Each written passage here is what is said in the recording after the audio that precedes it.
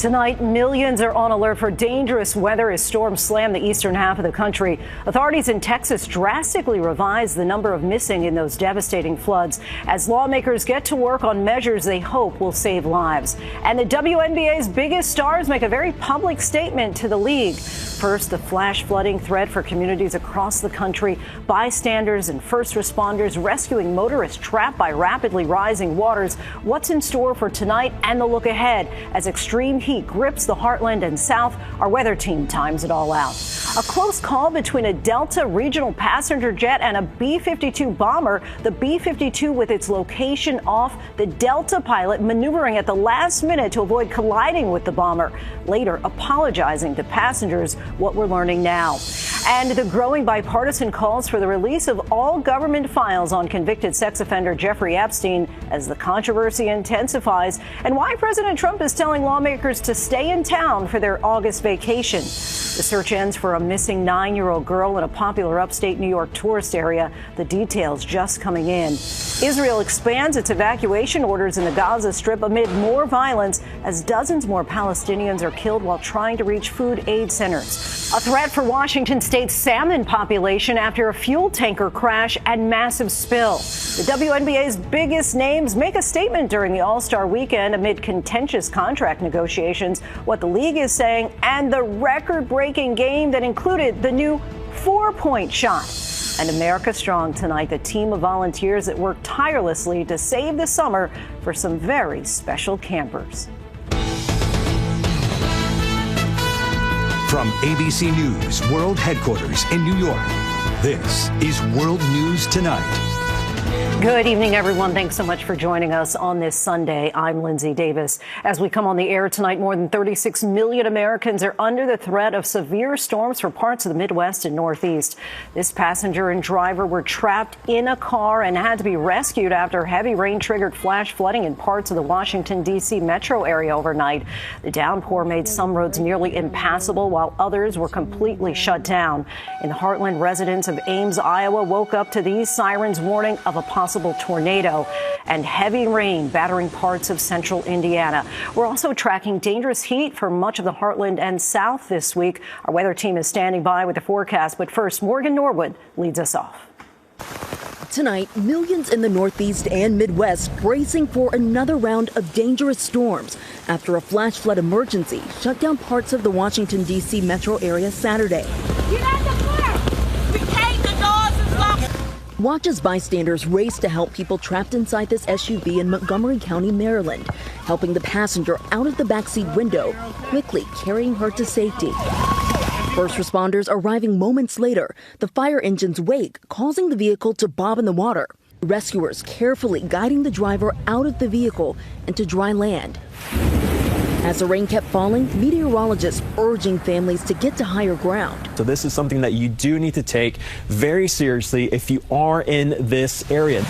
Officials say they made dozens of water rescues in the area. We had a heck of a storm roll through Montgomery County, particularly down county area. In fact, we believe that water rose about 10 feet in 30 minutes at one point in time. In the Midwest this weekend, tornado sirens sounding in Ames, Iowa. And outside Chicago, relentless rain soaking Highland, Indiana.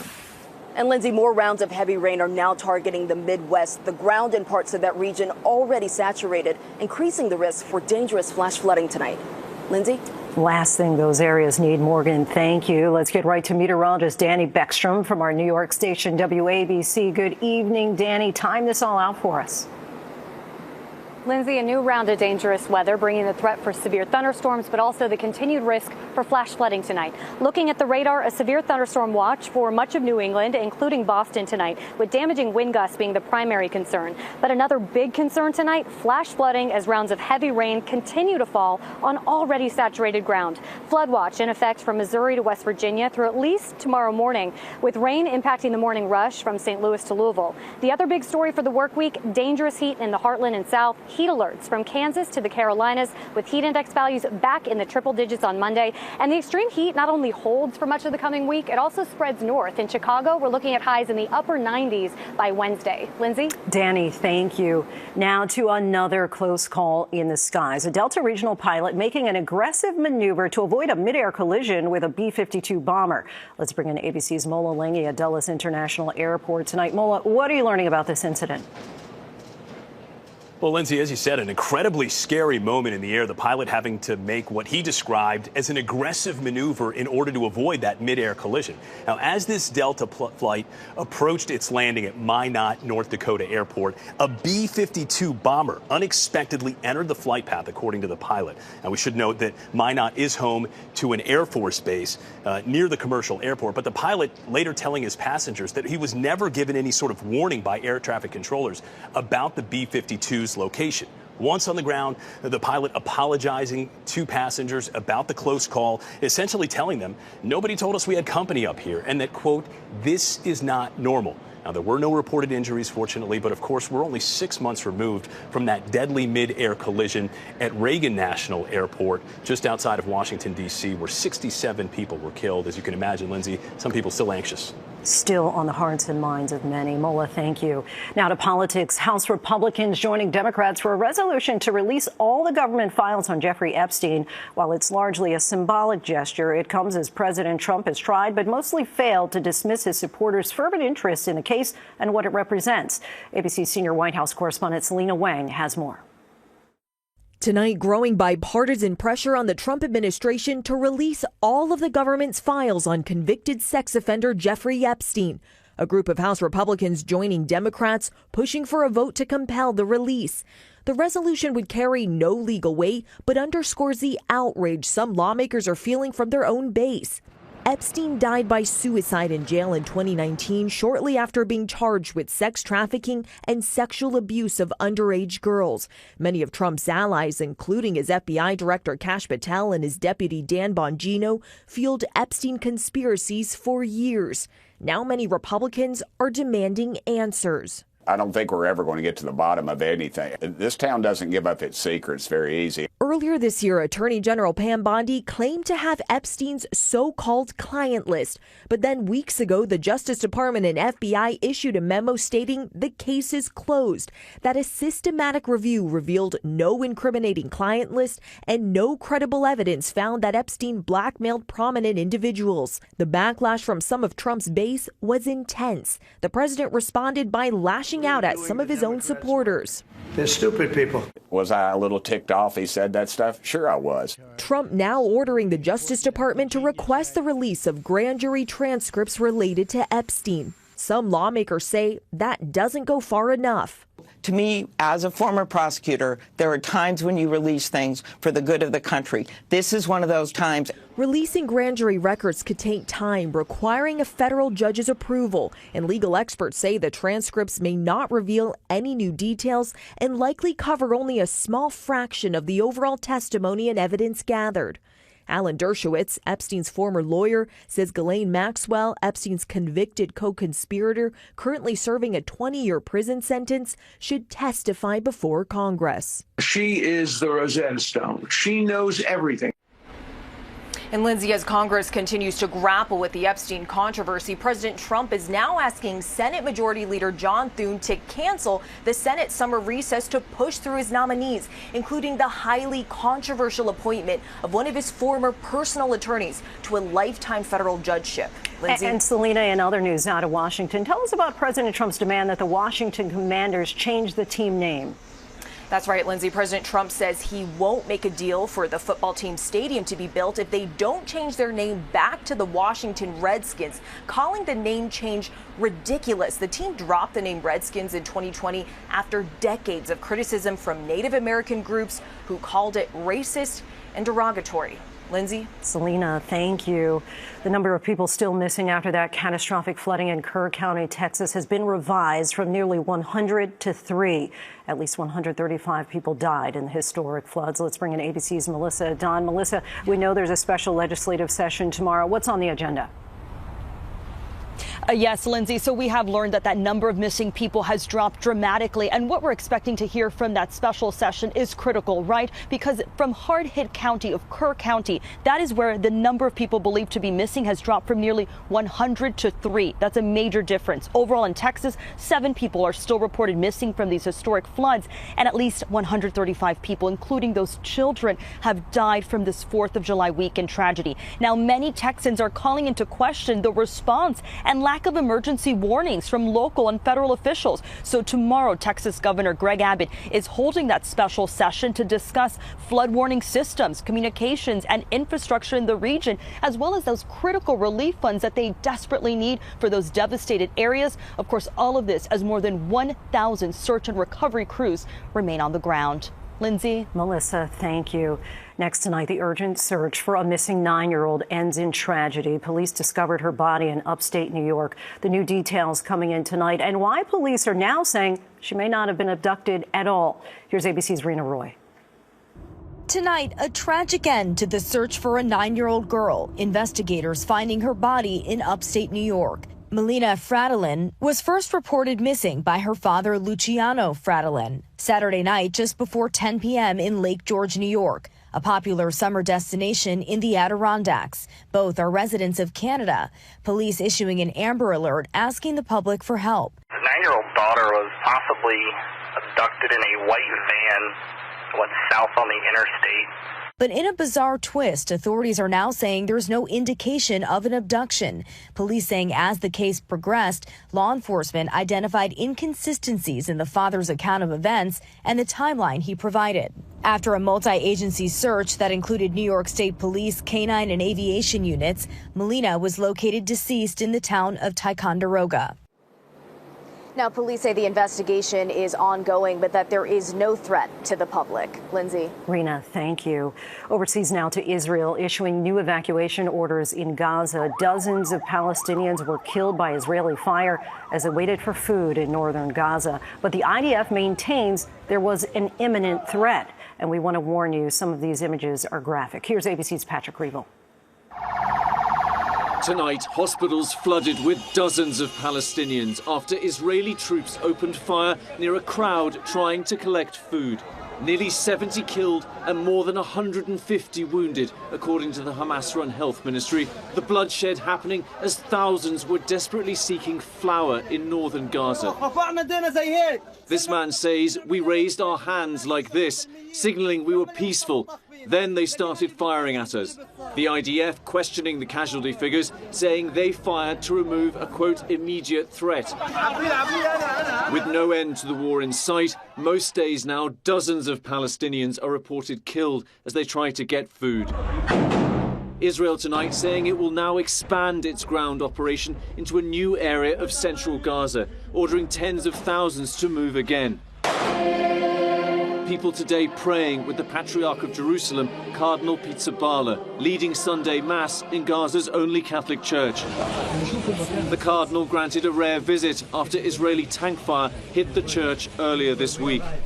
The UN's World Food Programme is warning tonight that 90,000 women and children are now in urgent need of treatment for malnutrition, once again calling on Israel to let in more aid. Lindsay. Patrick, thank you. Next tonight, mourning and grief in Vietnam after a deadly tour boat accident. Dozens are dead after the boat capsized during stormy weather. The search for the missing and what a survivor is saying tonight about the harrowing ordeal. Here's ABC's Britt Clennett.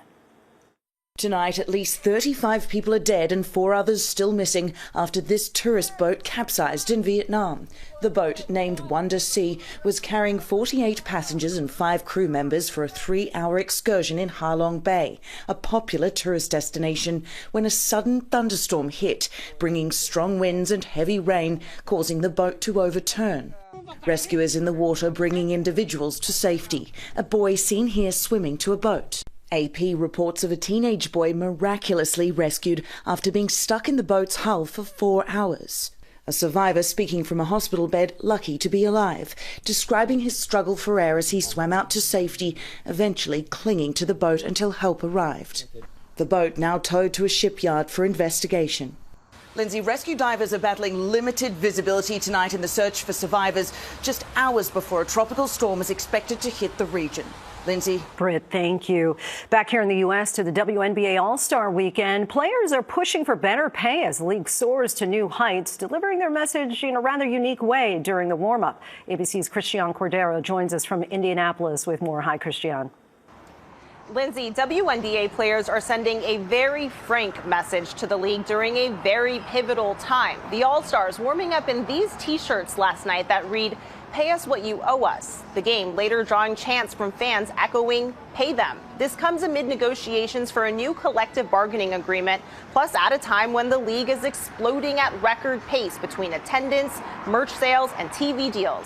And the expansion is expected to continue with 5 new teams entering the WNBA in as many years. Commissioner Kathy Engelbert describes the CBA meeting so far as candid and constructive, calling the overall growth a transformational investment in the future of women's sports. That was on full display here in Indianapolis. A sold-out crowd of 17,000 packed the arena for last night's game, a history-making game. The 151-131 score, a new WNBA All-Star record. Lindsay, the WNBA regular season picks back up in 2 days. Lindsay? Lots of enthusiasm there. Christian, thank you. There's so much more ahead on World News Tonight this Sunday. Those popular lettuce wraps are back, but with a catch, the shortage they created for this fast food giant. And why Washington State's governor is calling this accident devastating for a sensitive ecosystem. Next tonight, an urgent investigation is underway in the Houston area. Authorities are trying to determine if the suspect in this surveillance video may have had similar encounters with other women. They say that he held the woman in the video in his home for nearly a week without food and water. Authorities arrested the suspect after a tip from a neighbor. Crews in Washington State are working to contain a fuel spill in the environmentally sensitive Olympic Peninsula. Authorities say thousands of gallons of gasoline and diesel were leaked when a tanker truck crashed on Friday. The fuel seeped into a tributary of a river that was recently restored for salmon runs. The state's governor is calling the accident devastating. When we come back, the new British Open champ and his frank comments about the tour. To the index now, McDonald's popular snack wraps are back, but there's so much of a hit that they caused a lettuce shortage for the fast food giant. According to the Wall Street Journal, McDonald's told some franchises to hold off on adding shredded lettuce to other sandwiches in order to preserve the supply. The company says the shortages have now been resolved. Golfer Scottie Scheffler is celebrating tonight. The world #1 dominated the British Open. Fellow golfer Rory McIlroy called Scheffler's win inevitable after Scheffler built a 4-stroke lead going into the final round. But ahead of the tournament, the American said celebrating wins is not fulfilling because he says the nature of the sport means that he simply has to move on to the next competition. When we come back, in the aftermath of the deadly Texas floods, the special volunteers who came together to rebuild a beloved camp. Finally tonight, America Strong. When the Texas floods nearly destroyed a beloved camp, an army of volunteers got to work. 2 weeks ago, this was a disaster zone. Floodwaters from the Guadalupe River swallowed everything in their path, including the grounds of this beloved summer camp in central Texas for children with special needs. Fortunately, at the time, Camp was in between sessions when the storm hit, but it left behind a trail of destruction and uncertainty. Camp directors were concerned there was too much damage to reopen this season. They reached out to fellow Texan Cord Shiflett, who has a well-known history for helping communities when disaster strikes. He then put out a call on Facebook for help. An army of volunteers heeded that call, providing money, manpower, and machines. In just 4 days, more than 1,000 volunteers from across the country cleaned, repaired, and restored what the floodwaters tried to erase. So many wonderful people came. Someone had driven down from Minnesota. We had a guy drive his team of people in from Georgia. After all, many regard this place as more than a camp, but a lifeline. And today, Camp welcomed 115 new campers, all with special needs, many experiencing camp for the very first time. Tonight, proof that when a community comes together, even floodwater cannot drown hope. A remarkable recovery and a summer these campers will never forget. Thank you. Thank you. All the more meaningful. Thanks so much for watching. David Muir right back here tomorrow night. I'm Lindsay Davis in New York. I'll see you tomorrow morning on Good Morning America. Until then, have a great night. David Muir, the most watched newscast in America. And now, ABC's World News Tonight has won the Emmy for Best Live News Program for the third year in a row.